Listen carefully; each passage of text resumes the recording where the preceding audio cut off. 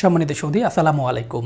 আপনারা অনেকেই আমার ফেসবুক পেজে এবং ইউটিউব চ্যানেলে কমেন্টে বা ইনবক্সে ব্যক্তিগত বিভিন্ন ধরনের প্রশ্ন করে থাকেন। সম্প্রতি একজন দর্শক আমার ইউটিউব চ্যানেলে কমেন্ট করে জানতে চেয়েছেন যে সকল পুরুষের পুরুষাঙ্গ অনেক ছোট বা চিকন, তাদের আসলে কেমন মেয়ে বিয়ে করা উচিত, লম্বা নাকি খাটো, চিকন নাকি মোটা। আজকের এই ভিডিওতে আমরা এই প্রশ্নটার সঠিক উত্তর চিকিৎসা বিজ্ঞানের আলোকে বিশ্লেষণ করব। তো ভিডিওটি শেষ পর্যন্ত দেখতে থাকুন। প্রিয় দর্শক, পেনিসের আকার ও আকৃতি নিয়ে আমাদের সমাজে অনেক মিথ বা ভুল ধারণা প্রচলিত আছে। অনেকে মনে করে যে পুরুষাঙ্গ অনেক মোটা বা লম্বা না হলে আসলে স্ত্রীকে হয়তো পরিপূর্ণ যৌন সুখ দেওয়া যাবে না, কিন্তু এটা আসলে সম্পূর্ণ ভুল ধারণা। চিকিৎসা বিজ্ঞানের মতে যৌন সম্পর্কের আনন্দ বা যৌন সুখ পুরুষাঙ্গের সাইজ বা গঠনের উপর নির্ভর করে না।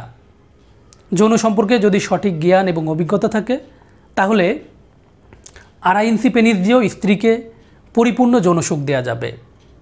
মূলত একজন নারীর যৌন সুখ নির্ভর করে মানসিক সংযোগ, কমিউনিকেশন, ফোরপ্লে এবং পারস্পরিক বোঝাপড়ার উপর। এছাড়া চিকিৎসা বিজ্ঞানের মতে মেয়েদের যৌনাঙ্গ অত্যন্ত নমনীয় এবং ইলাস্টিক হয়। এজন্য স্বাভাবিকভাবেই যে কোনো আকৃতির পেনিস সহজভাবেই মানিয়ে নিতে পারে। এবার আসি মূল প্রশ্নে। যদি আপনার পেনিস ছোট বা চিকন হয় তাহলে আপনি কেমন মেয়ে বিয়ে করবেন? অনেকে মনে করে যে পুরুষাঙ্গ ছোট বা চিকন হলে খাটো মেয়ে বিয়ে করলে সবচেয়ে ভালো হয়। আবার অনেকে বলে যে না, লম্বা মেয়ে বিয়ে করলে ভালো হয়। কেউ বলে মোটা মেয়ে বিয়ে করলে ভালো হয়। আসলে এগুলো সবগুলোই হচ্ছে মিথ। এমন কোনো বৈজ্ঞানিক তথ্য নেই যে পুরুষাঙ্গ চিকন হলে লম্বা বা খাটো, মোটা বা চিকন মেয়ে বিয়ে করতে হবে।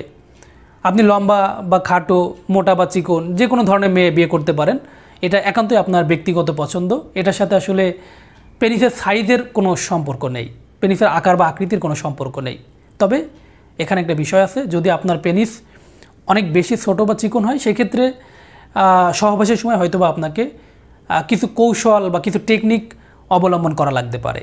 বিশেষ করে পুরুষাঙ্গ অনেক বেশি ছোট বা চিকন হলে সহবাসে কিছু পজিশন রয়েছে, যেমন missionary position, leg on shoulder position, cowgirl position. এই পজিশনগুলোতে আপনার সহবাস করতে হয়। এতে কি হয়, পেনিট্রেশনটা অনেক ডিপলি হয়, প্রবেশ অনেক গভীর হয়। মেয়েদের চরম সুখের যে পয়েন্টটা আছে, জি স্পট, সেখানে বারবার ঘর্ষণ লাগে, যা উভয় পক্ষের আনন্দটাকে বাড়াতে পারে। এছাড়া কিছু বিশেষজ্ঞদের মতে যদি আপনার পুরুষাঙ্গ অনেক ছোট বা চিকন হয়ে থাকে তাহলে আপনার জন্য চিকন বা মাঝারি গড়নের নারী উপযুক্ত হতে পারে। অর্থাৎ মিলনের সময় বেশি ফিটিং বা ঘর্ষণ অনুভব করতে পারেন, যা উভয় পক্ষের জন্য আনন্দদায়ক হতে পারে।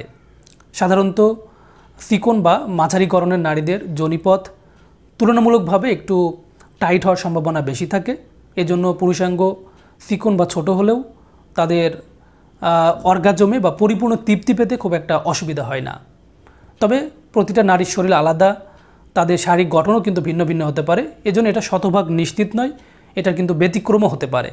তবে লাস্ট কথা বলতে চাই, পুরুষাঙ্গের আকার বা আকৃতি নিয়ে খুব একটা উদ্বিগ্ন না হয়ে সহবাসে পারফরমেন্স কীভাবে ভালো করা যায় এটার দিকে নজর দেওয়াটা সবথেকে বুদ্ধিমানের কাজ।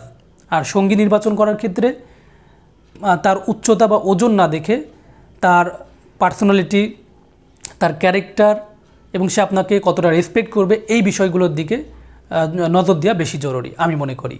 তো বন্ধুরা, আজ এই পর্যন্তই। সকলে ভালো থাকবেন, সুস্থ থাকবেন এবং নিরাপদে থাকবেন। আল্লাহ হাফেজ।